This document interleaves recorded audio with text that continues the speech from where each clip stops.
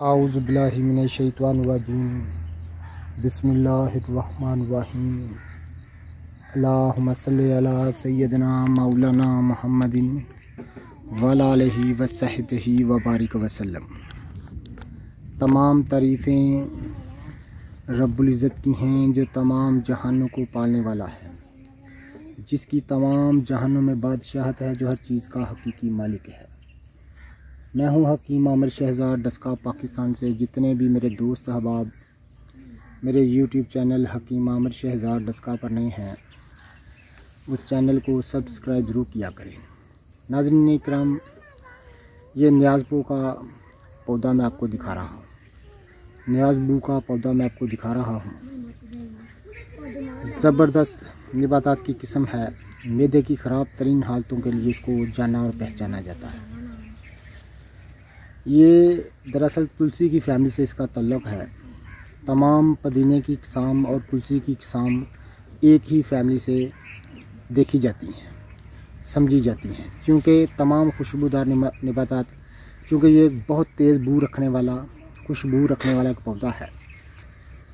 नाज़रीन, नज़ला ज़ुकाम के लिए, अमराज़ सिरा के लिए यानी दिमाग के अमराज के लिए और मैदे की ख़राब तरीन हालतों के लिए इसका इस्तेमाल किया जाता है। इसको चटनी के तौर पर भी इस्तेमाल किया जाता है। इसके पत्तों को, इसके बीजों को खुश्क करके बतौर दवा इस्तेमाल किया जाता है। ये इस तरह के इसके फूल होते हैं, ये आप देख रहे हैं।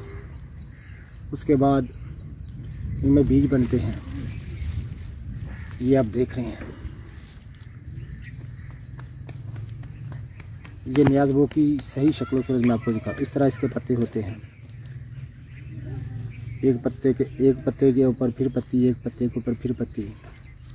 ये इसकी जड़ है। ये गालबन 3-4 फुट तक हो जाता है और इसका तल्लुक़ तुलसी की फैमिली से है। नहायत तेज़ बू रखने वाला पौधा है न्याज़बू।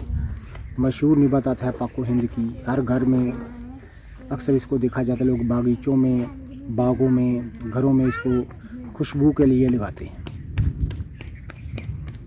नाज़रीन, इसके बीजों को या इसके पत्तियों को खुश्क करके इनका पाउडर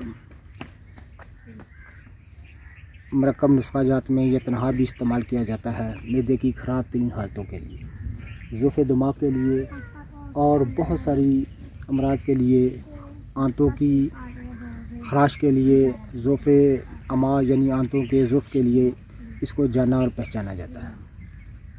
ये न्याज़बू की सही शक्ल सूरत में आपको दिखा रहा हूँ।